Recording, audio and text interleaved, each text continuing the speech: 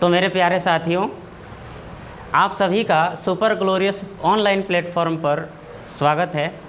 और जैसा कि आपको पता है कि हम एक कंसेप्ट को लेकर के और बिल्कुल आराम से आपको कुछ चीज़ें सिखाने की कोशिश कर रहे हैं, जो एक करंट अफेयर्स की सीरीज़ है, जो आगामी एग्ज़ाम्स के लिए आपको बहुत ही ज़्यादा हेल्पफुल और कारीगर रहेगी। इसी के सिलसिले में आप यहाँ से स्टार्ट करेंगे आज का नया सेशन। और इसमें देखिए आपके लिए है क्वेश्चन नंबर फर्स्ट कि पाक जल डमरू मध्य में तैरने वाली दुनिया की सबसे कम उम्र की और सबसे तेज़ महिला तैराक कौन बनी है। ठीक है, यहाँ पर ऑप्शन आपके सामने है। ऑप्शन ए आरती शाह, जिया राय, अरुणिमा सिन्हा, प्रियंका मोहिते। कौन है? प्रियंका मोहिते। तो यहाँ पर 4 ऑप्शन है और इसमें आप आंसर करेंगे। आंसर अपने से पहले सोच लीजिए, फिर चलिए सोच लीजिए कौन बनी है। जिया राय। तो ध्यान रखेंगे, पाक जल डमरू मध्य की अगर सबसे पहले चर्चा करें तो ये भारत का अगर हम दक्षिणी छोर बनाएं और यहीं पर अगर हम यहाँ श्रीलंका की बात कर लें तो ये वाला जो एरिया है ये क्या है? पाक जल डमरू मध्य। समझ में आ रहा है कि नहीं आ रहा है? यहाँ पर बहुत, जैसे यहाँ पर द्वीप है, फिर से आपका धनुषकोडी है, श्रीलंका के क्षेत्र में तलई मनार है। ठीक है, तो भारत का सबसे जो लास्ट पॉइंट होता है ये क्या है? धनुषकोडी। और श्रीलंका से जो ये होता है तलई मनार, और इसी के बीच में क्या होता था? यहीं पर है राम सेतु। लेकिन उतना नहीं जाएंगे, आप ये पहले ध्यान रखेंगे। ध्यान क्या रखना है कि ये पाक जल डमरू मध्य किसके बीच में है? श्रीलंका और भारत के बीच में है। ये बात समझ में आया? तो इस पाक जल डमरू मध्य को तैर करके पार करने वाली सबसे कम उम्र की महिला तैराक बनी है। कौन? जिया राय। ठीक है, और ध्यान रखेंगे ये पैरा स्विमर है, मतलब कि दिव्यांग तैराक हैं। दिव्यांग तैराक यानी पैरा स्विमर। ठीक है, और मात्र 13 घंटे 10 मिनट में इनके द्वारा लगभग 29 किलोमीटर या फिर 28.5 किलोमीटर की डिस्टेंस जो है तय की गई है पाक जल डमरू मध्य में। ठीक है, अब उसी के बाद अगर मैं आपसे और भी चीज़ें यहाँ पर डिस्कस करूँ तो आपके सामने एक ऑप्शन फर्स्ट दिख रहा है और ये ऑप्शन है आरती शाह की। आरती शाह ये बंगाल की रहने वाली हैं, पश्चिम बंगाल। और भारत कहिए या एशिया कहिए, है ना, भारत या एशिया की पहली महिला जो इंग्लिश चैनल को पार की है। समझ में आ रहा है ना? और इसके बाद आप नीचे देखिए तो इंग्लिश चैनल, आपको पता है ना, इंग्लिश चैनल को पार करने वाली भारत या एशिया की पहली तैराक कौन बनी है? आरती शाह। इसके अलावा एक और ऑप्शन आपके सामने है अरुणिमा सिन्हा। बहुत ही इम्पोर्टेंट नाम है अरुणिमा सिन्हा। ये भारत में राष्ट्रीय स्तर की वॉलीबॉल प्लेयर हैं। ये समझ में आ रहा है ना? भारत में राष्ट्रीय स्तर की वॉलीबॉल प्लेयर हैं और इनसे ये सवाल बनता है कि ये माउंट एवरेस्ट पर फतह करने वाली भारत की पहली दिव्यांग महिला है ना? इनके साथ एक बहुत बड़ा दुर्घटना हो गया था। इनकी ट्रेन से गिर जाने के कारण इनके पैर कट गए थे। इसके बावजूद इतने अपनी हौसला नहीं खोया और माउंट एवरेस्ट जो दुनिया की सबसे ऊंची चोटी है उसे फतह करने का इन्होंने जिम्मा उठाया और उसे करके दिखाया। अरुणिमा सिन्हा। ठीक है, और हमें भी इनसे सीख लेनी चाहिए अपने जीवन में कि चाहे सिचुएशन कुछ भी हो, हमें अपने टारगेट और अपने पथ से विचलित नहीं होना है, हमेशा उस रास्ते में अग्रसर होना है। बहुत सारी विद्यार्थी जीवन में बाधाएं आती है हमारे और आपके सामने, तो उन बाधाओं को दरकिनार करते हुए अपने लाइफ की तरफ आगे बढ़ते रहना है। ठीक है, तो अरुणिमा सिन्हा के बारे में आप याद रखेंगे, माउंट एवरेस्ट की फतह करने वाली पहली भारतीय दिव्यांग महिला है। इसके अलावा अगर हम बात करें किसकी, तो प्रियंका मोहिते की। आपके सामने एक ऑप्शन है प्रियंका मोहिते। अब आपको मैं बताऊं तो माउंट अन्नपूर्णा की जब बात करेंगे तो ये कहाँ पर है? नेपाल में। अच्छा, ये सारी बातें हम कैसे बता रहे हैं? हिमालय पर्वत को लेकर के। हिमालय पर्वत की सबसे ऊंची चोटी जिसका नाम है माउंट एवरेस्ट, और वो दुनिया की सबसे ऊंची चोटी है। लेकिन अब हम इनके बारे में बता रहे हैं, प्रियंका मोहिते के बारे में। तो प्रियंका मोहिते के द्वारा माउंट अन्नपूर्णा जो नेपाल के एरिया में आता है, या फिर आप बोल सकते हैं विश्व की 10वीं सबसे ऊंची चोटी है, इसको फतह करने वाली प्रथम भारतीय महिला बनी है। ठीक है। तो यहाँ से आप 4 क्वेश्चन और बहुत ही इंपॉर्टेंट फैक्ट है जिसको आप याद रखेंगे। आरती शाह ये इंग्लिश चैनल को पार करने वाली प्रथम भारतीय। जिया राय, इनके द्वारा अभी मैंने आपको बताया, ये पाक जल डमरू है इसे पार करने वाली पैरा वुमेन्स हैं। अरुणिमा सिन्हा जो है, इनके बारे में अगर मैं बताऊं तो ये माउंट एवरेस्ट को फतह करने वाली भारत की पहली दिव्यांग महिला हैं। और प्रियंका मोहिते जो माउंट अन्नपूर्णा को पार करने वाली, फतह करने वाली या चढ़ाई करने वाली सबसे नहीं भारत की पहली महिला हैं। ठीक है, तो ये इतनी बात याद रखेंगे। चलिए अब बढ़ते हैं हम अगले क्वेश्चन की तरफ। हाँ, तो अब आप तो देख ही रहे हैं, क्लियर है? देख रहे हैं तो लिख भी लीजिए फटाफट।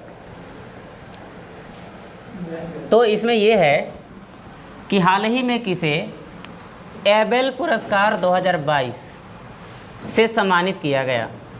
कौन सा पुरस्कार है? एबेल पुरस्कार। कौन सा? एबेल पुरस्कार 2022। एक बार बोलिए, कौन सा पुरस्कार है? एबेल पुरस्कार 2022। यस, से किसे सम्मानित किया गया है? ऑप्शन ए है नीना गुप्ता, ऑप्शन बी है Dennis Parnell Sullivan, option C है विनोद शर्मा और ऑप्शन डी है इनमें से कोई नहीं। डायरेक्ट यहाँ पर आंसर करेंगे डेनिस पार्नेल सुलिवन। कौन? Dennis Parnell Sullivan. लेकिन सबसे प्रमुख बात यह है कि जो ये अवार्ड है, कौन सा?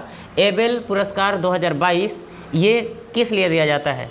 तो ध्यान रखेंगे, ये पुरस्कार गणित के क्षेत्र में उत्कृष्ट योगदान के लिए दिया जाता है। ठीक है, और उसमें भी ये नॉर्वे सरकार के द्वारा दिया जाता है। किस देश के सरकार द्वारा? नॉर्वे के सरकार के द्वारा ये पुरस्कार दिया जाता है। कौन सा? एबेल पुरस्कार, जो गणित के क्षेत्र में उत्कृष्ट योगदान करने वाले को दिया जाता है।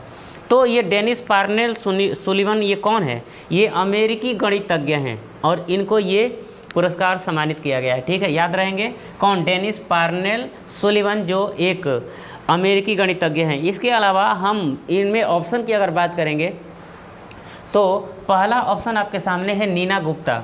अगर हम नीना गुप्ता की बात करेंगे तो आपको पता है रामानुजन पुरस्कार। रामानुजन पुरस्कार भी किस क्षेत्र में दिया जाता है? गणित के क्षेत्र में दिया जाता है। तो बिल्कुल ध्यान रखेंगे, रामानुजन पुरस्कार 2021 से इन्हें सम्मानित किया गया। ठीक है, किसे? नीना गुप्ता को रामानुजन पुरस्कार 2021। तो रामानुजन पुरस्कार 2021 से किसे सम्मानित किया गया?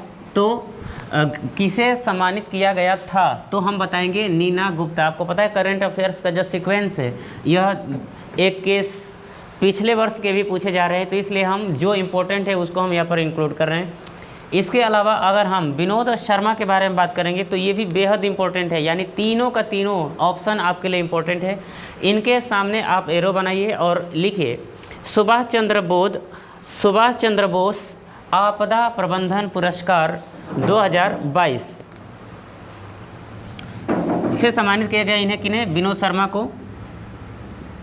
सुभाष, लिख लीजिए सुभाष चंद्र बोस आपदा प्रबंधन पुरस्कार हो गया। तो तीनों बातें आप याद रखेंगे, नीना गुप्ता, रामानुजन पुरस्कार, डेनिस पार्नेल सुलिवन एबेल पुरस्कार और विनोद शर्मा सुभाष चंद्र बोस आपदा प्रबंधन पुरस्कार 2022। दो जो पुरस्कार हुए ये गणित के क्षेत्र में दिए जाते हैं और ये पुरस्कार तो हमने लिख ही दिया। तो ये आपको बिल्कुल भी नहीं भूलना है, समझ में आ रहा है ना? दिमाग में छाप लीजिए एकदम पूरा। चलिए अब बढ़ते हैं हम अगले क्वेश्चन की तरफ। हाँ, तो लल्ला देखिए क्वेश्चन 3 और लल्ली भी देखिए, सभी लोग देखिए। नोट हो गया? Yes sir. हाल ही में किसे उत्कृष्ट नेतृत्व पुरस्कार 2022 से सम्मानित किया गया? रिजवान हसन, नारायण प्रधान, दीपक धर और एक नाम आता है सीमा रेखा। यस, आंसर करेंगे किस पे? सीमा रेखा को। तो सीमा रेखा ये बाउंड्री लाइन नहीं है, ध्यान रखेंगे, ये नाम है। ठीक है, तो उत्कृष्ट नेतृत्व पुरस्कार, कौन सा पुरस्कार है ये? उत्कृष्ट नेतृत्व पुरस्कार है और 2022। तो इससे सम्मानित किया गया किसे? सीमा रेखा को। और ध्यान रखेंगे इन्हें ये पुरस्कार दुबई में हेल्थ 2.0 सम्मेलन में सम्मानित किया गया। दुबई में हेल्थ 2.0 सम्मेलन में सम्मानित किया गया है। ठीक है, दूसरी बात यहाँ पर याद रखेंगे, ये अंतर्मन कंसल्टिंग के मैनेजिंग डायरेक्टर हैं और जो मैनेजमेंट कंसल्टेंसी होता है उसके तहत ये अवार्ड दिया जाता है। तो याद रखेंगे, उत्कृष्ट नेतृत्व पुरस्कार से किसे सम्मानित किया गया है? सीमा रेखा को, और ये कहाँ पर? दुबई में। ठीक है, और इसके अलावा मैं आपसे और बात करूं, इसमें एक नाम और इम्पोर्टेंट है। जैसे आप यहाँ पर देखिए, रिजवान हसन के सामने एरो बना कर, ये आंसर नहीं है, आंसर ये है, रिजवान हसन के सामने एरो बना करके और इनके सामने नोट कीजिएगा,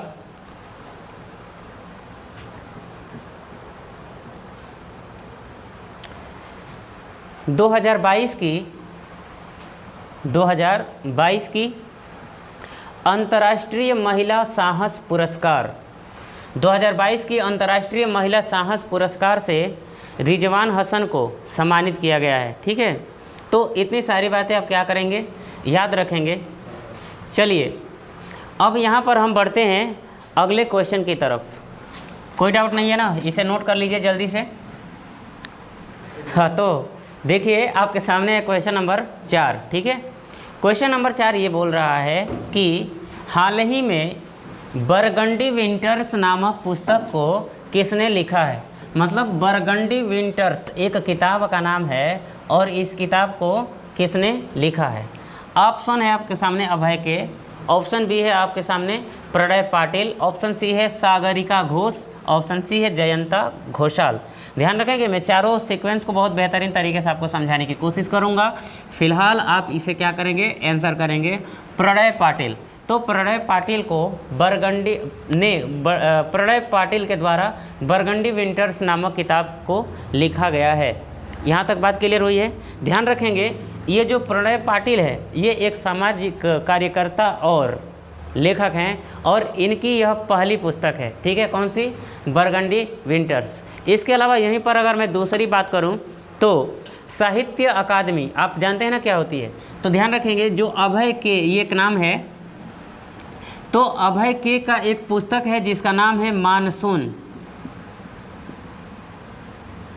अभय के द्वारा एक पुस्तक लिखी गई जिस पुस्तक का नाम क्या है? मानसून। और ये जो पुस्तक है मतलब कि एक तरीके से समझिए कि एक कविता है और साहित्य अकादमी के द्वारा इस पुस्तिका को क्या की गई थी?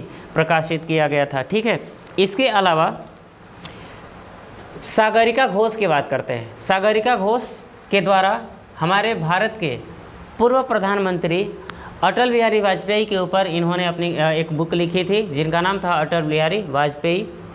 जयंता घोषाल की अगर बात करेंगे तो जयंता घोषाल के द्वारा ममता बनर्जी के ऊपर एक किताब लिखी गई थी और उस किताब का नाम था द बियॉन्ड 2000 यानी 2021। यहाँ पर लिखता हूँ द बियॉन्ड 2021। इन्होंने लिखा था क्या? अटल बिहारी वाजपेयी। इन्होंने क्या लिखा है? Burgundy winters. इन्होंने कौन सी ये लिखे हैं? कविता मानसून। और इस कविता को किसने प्रकाशित किया है? तो साहित्य अकादमी के द्वारा। ठीक है, अब मैंने आपको कल या परसों के सेशन में कुछ किताबें बताई थी आपको, तो आप क्या करेंगे? उस किताबों को ध्यान में करिए। क्या आपको एक भी किताब का नाम याद नहीं आ रहा है कि आ रहा है? अगर नहीं आ रहा है तो मैं एक बार रिपीट कराता हूँ, आप इसे ध्यान से सुनिएगा। ठीक है, तो इट्स ए वंडरफुल लाइफ, ये पहली किताब थी। इट्स ए वंडरफुल लाइफ, इस किताब को किसने लिखा था? तो रस्किन बॉन्ड ने लिखा था। ठीक है, थोड़ा ज़ोर से बोलिए जब मैं पूछ रहा हूँ। इसके बाद दूसरी अगर मैं किताब की बात करूँ, the little book of encouragement, इसको किसने लिखा था? दलाई लामा लिखा था। इसके अलावा यहाँ पर द बैटल ऑफ बिलोंगिंग, तो इनको लिखे थे कौन? शशि थरूर। और इसके अलावा मैं अगर आपसे पूछूं star gazing the players in my life, Ravi Shastri. ठीक है, इसके अलावा language of truth, Salman Rushdie. ठीक है, इतनी बात याद रखेंगे। इसके अलावा मैंने एक और बहुत ही खूबसूरत सा बताया था आपको, किताब का नाम सच कहूँ तो सच कहूँ को किसने लिखा था? नीना गुप्ता। नीना गुप्ता। तो नीना गुप्ता को मानना पड़ेगा। मतलब इन्होंने तो कोशिश तो किया, सच कहूँ तो है नीना गुप्ता। चलिए इसके साथ हम बढ़ते हैं अगले क्वेश्चन की तरफ। तो आप थोड़ा सा एंजॉय करके इसे पढ़ाई कीजिएगा, दिमाग पे जोर नहीं देना है, ठीक है ना। तो आप लोग एंजॉय तो कर ही रहे होंगे आईपीएल का, है ना। क्वेश्चन नंबर 5 है और आपको आंसर भी मिल गया होगा इस सवाल का। सवाल क्या है कि हाल ही में जारी डफ एंड फेल्प्स की रिपोर्ट के अनुसार भारत में सबसे ज़्यादा ब्रांड वैल्यू वाले सेलिब्रिटी कौन है? बहुत इंपॉर्टेंट सवाल है। अब यहाँ पर आलिया भट्ट, रणवीर सिंह, अक्षय कुमार, अच्छा ये बताइए ना देश के लिए कौन कर रहा है? अरे वही कौन? विराट कोहली। तो यहाँ पर आंसर क्या हो जाएगा? विराट कोहली। यानी कि विराट कोहली लगातार 5वीं वर्ष यानी लगातार 5वीं साल 1403 करोड़ रुपए की ब्रांड वैल्यू के साथ ये भारत में सबसे ज़्यादा मूल्यवान सेलिब्रिटी है। कौन? विराट कोहली। इस बात को आपको भूलना नहीं है, ठीक है। विराट कोहली जो अभी कुछ दिन पहले इंडियन क्रिकेट टीम के क्या थे? कैप्टन थे। चलिए अब यहाँ पर हम बात करते हैं। अच्छा एक सवाल मैं आपसे कर लेता हूँ। जैसे यहाँ पर मैंने आपको बताया था बीसीसीआई के बारे में, ठीक है। बीसीसीआई के बारे में मैंने बताया था। आप कमेंट बॉक्स में क्या लिखेंगे कि बीसीसीआई का फुल फॉर्म लिखेंगे और बीसीसीआई की मुख्यालय यानी हेडक्वार्टर का नाम लिखेंगे और बीसीसीआई के अध्यक्ष का नाम लिखेंगे, ठीक है। अगर नहीं पता है तो गूगल करेंगे, लेकिन टाइपिंग जरूर करेंगे। जब आप लिखेंगे तभी चीज़ें आपको पता होगी। तो पहला तो क्या, इसका पूरा नाम क्या है, इसकी स्थापना कब हुआ था, इसका मुख्यालय कहाँ पर, और इसके अध्यक्ष का नाम क्या है। और यही बीसीसीआई जो बोर्ड है यह भारत के अंतर्गत क्या करती है? क्रिकेट मैच को कराने का काम करती है। इसके अलावा हम यहाँ पर बात करते हैं, एक शब्द आता है आईसीसी, इंटरनेशनल क्रिकेट काउंसिल, सही है। तो यहाँ पर इसकी जो स्थापना कब हुआ था ये भी आप इसमें नोट कर लेंगे, या फिर रहने दीजिए, इसको करेंगे बीसीसीआई को, ठीक है। चलिए अब बढ़ते हैं हम अगले क्वेश्चन की तरफ।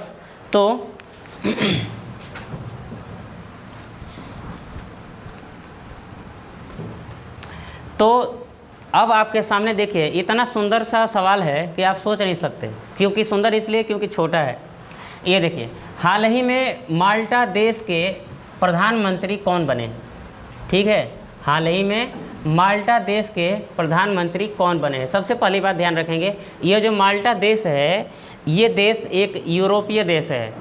समझ में आ रहा है ना? आपको पता है ना, अलग अलग महाद्वीप में, जैसे एशिया है, यूरोप है, अफ्रीका है, ऑस्ट्रेलिया महाद्वीप है, उत्तरी अमेरिका महाद्वीप, दक्षिणी अमेरिका महाद्वीप। तो ये एक ऐसा देश है, यूरोपीय देश है। कौन सा? माल्टा। और इस माल्टा में एक नए प्रधानमंत्री बने हैं, उनका नाम क्या है? आंसर करेंगे रॉबर्ट अबेला, ठीक है। तो रॉबर्ट अबेला माल्टा में सेकेंड कार्यकाल के लिए चुने गए हैं, यानी कि अपने दूसरे कार्यकाल के लिए चुने गए हैं। इसके अलावा अगर हम बात करेंगे, थोड़ा सा ऑप्शन की बात कर लें, तो ऑप्शन है सरदार वर्दी मुहम्मदोवे। तो इनकी अगर हम बात करेंगे तो ये टर्की के प्रेसिडेंट यानी टर्की के राष्ट्रपति बने हैं। लेकिन ये क्या है? ये प्रधानमंत्री हैं, ठीक है। ये टर्की के राष्ट्रपति बने हैं। इसके अलावा हम गैब्रियल बोरिक की बात करेंगे। ऑप्शन नंबर सी है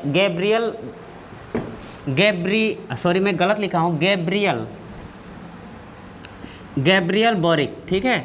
अगर गैब्रियल बोरिक की बात करेंगे तो ये चिली के सबसे युवा प्रेसिडेंट बने हैं, चिली के सबसे युवा राष्ट्रपति।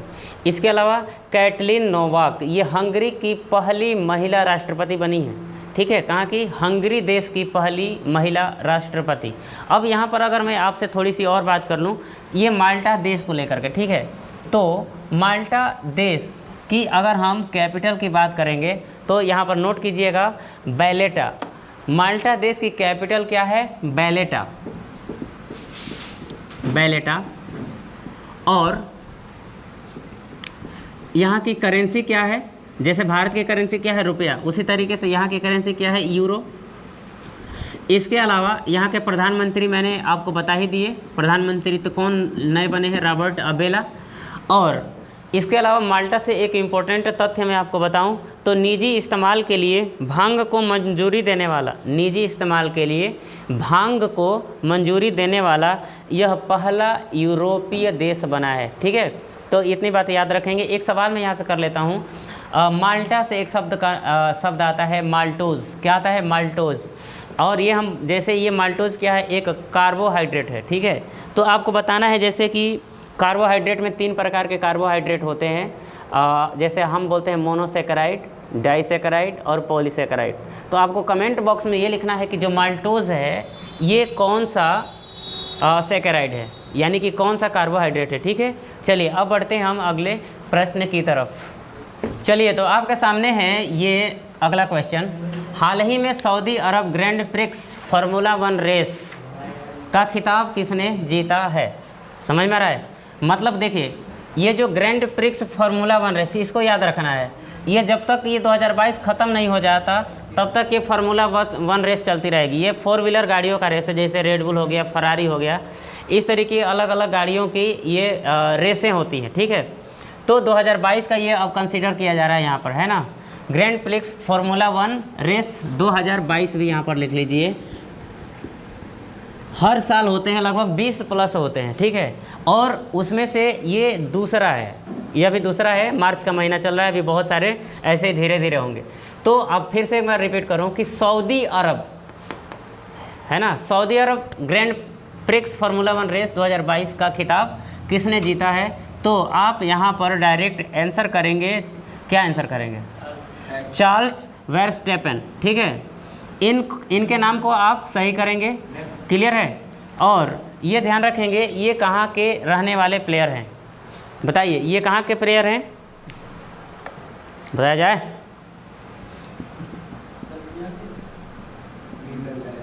नीदरलैंड के।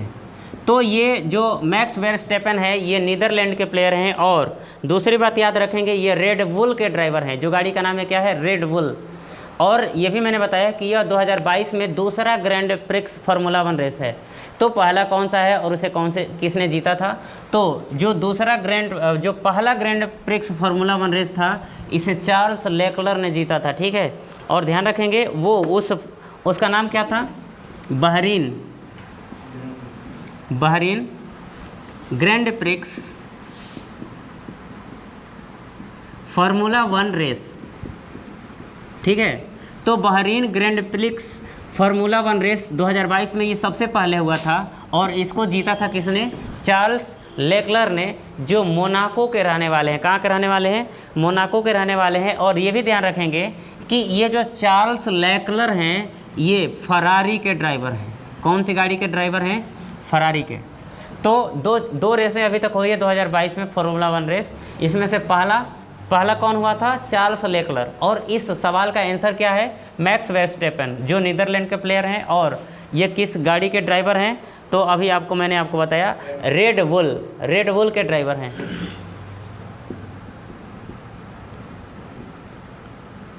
ठीक है, तो चलिए अब हम बढ़ते हैं अगले क्वेश्चन की तरफ। चलिए, तो क्वेश्चन आपके सामने ये दिख रहा है। क्वेश्चन नंबर अगला है कि मार्च 2022 में तीसरे राष्ट्रीय जल पुरस्कार, मतलब इसके पहले भी जल पुरस्कार दिए गए, समझ में आ रहा है ना। यह कौन सा है? तीसरे राष्ट्रीय जल पुरस्कार के तहत सर्वश्रेष्ठ राज्य की श्रेणी में पहला पुरस्कार किसे मिला है? मतलब कि मार्च 2022 में तीसरे राष्ट्रीय जल पुरस्कारों के तहत सर्वश्रेष्ठ राज्य की श्रेणी में पहला पुरस्कार किसे मिला है? यहाँ पर अगर मैं ऑप्शन लिखूँ, ऑप्शन ए है उत्तर प्रदेश, ऑप्शन बी है राजस्थान,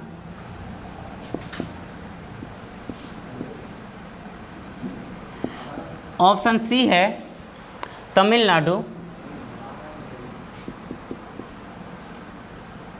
और ऑप्शन डी है केरल। तो आपको बताना है कि इसमें से कौन सा ऑप्शन सही है कि जिसने तीसरे राष्ट्रीय जल पुरस्कारों के तहत सर्वश्रेष्ठ राज्य की श्रेणी में पहला पुरस्कार पाया है। तो यहाँ पर डायरेक्ट आंसर हम करेंगे क्या, उत्तर प्रदेश। तो उत्तर प्रदेश को जो है सर्वश्रेष्ठ राज्य की श्रेणी में पहला पुरस्कार दिया गया है। ठीक है, इतनी बातें आप याद रखेंगे। और ये पुरस्कार किसके द्वारा दिया गया, तो हमारे भारत के राष्ट्रपति श्री रामनाथ कोविंद के द्वारा इस पुरस्कार की घोषणा की गई है। ठीक है, और अगर हम बात करेंगे सर्वश्रेष्ठ जल पुरस्कारों में जिलों की श्रेणी में सर्वश्रेष्ठ जिला कौन सा है, तो याद रखेंगे कौन सा जिला है, मुजफ्फरनगर जिला, जो कहाँ पर है, उत्तर प्रदेश में। इसके अलावा अगर मैं आपसे सवाल करूं कि भारत के अंतर्गत भारत में जो जल शक्ति मंत्रालय है, उस जल शक्ति मंत्रालय के मंत्री कौन है, गजेंद्र सिंह शेखावत हैं। और इसके अलावा इनका जो निर्वाचन क्षेत्र है राजस्थान, गजेंद्र सिंह शेखावत का जो निर्वाचन क्षेत्र है वो क्या है, राजस्थान। और राजस्थान में भी कहाँ पर, जोधपुर में। ठीक है, चलिए अगली बात अगर हम यहाँ पर करें तो एक सवाल और बहुत ही इम्पोर्टेंट है। यहाँ पर एक सवाल बनता है यहाँ पर, जल, हाँ ठीक है, जल जीवन मिशन। ये सवाल ये है कि जल जीवन मिशन जो है कब शुरू किया गया था, है ना। तो ध्यान रखेंगे, बहुत इंपॉर्टेंट सवाल रहेगा। जल जीवन मिशन ये शुरू किया गया था 2019 में। जल जीवन मिशन को कब चालू किया गया था, 2019 में। और इस जल जीवन मिशन का क्या उद्देश्य था, क्यों शुरू किया गया था इस मिशन को, तो ध्यान रखेंगे इसका मुख्य उद्देश्य था कि 2024 तक, भारत सरकार का जो लक्ष्य है 2024 तक हर घर में नल व्यवस्था को संचालित करना, यानी हर घर में नल कनेक्शन को अप्लाई करना। ठीक है, इसका मुख्य उद्देश्य था। अब यहाँ पर अगर मैं सवाल 2-3 पॉइंट आपसे करता हूँ, तो हर घर जल वाला भारत का पहला राज्य कौन बना है, हर घर जल वाला भारत का पहला राज्य, तो याद रखेंगे गोवा। भारत की पहली वाटर टैक्सी सेवा कहाँ पर शुरू की गई, ध्यान से सुनिए, भारत का पहला वाटर टैक्सी सेवा कहाँ पर शुरू किया गया या कहाँ पर उद्घाटन किया गया, तो महाराष्ट्र यानी मुंबई में। इसके अलावा पानी के अंदर मेट्रो चलाने वाला पहला राज्य या कौन सा मेट्रो शुरू हुआ, तो कोलकाता मेट्रो। आपको पता है हावड़ा ब्रिज कहाँ पर है, कोलकाता में है। और हावड़ा ब्रिज के नीचे कौन सी नदी फ्लो करती है, तो वो नदी करती है कौन सी, हुगली नदी। और उसी हुगली नदी के नीचे से मेट्रो गुजारा गया। तो ध्यान रखेंगे पानी के अंदर चलने वाली जो मेट्रो है वो कौन सी है, कोलकाता मेट्रो।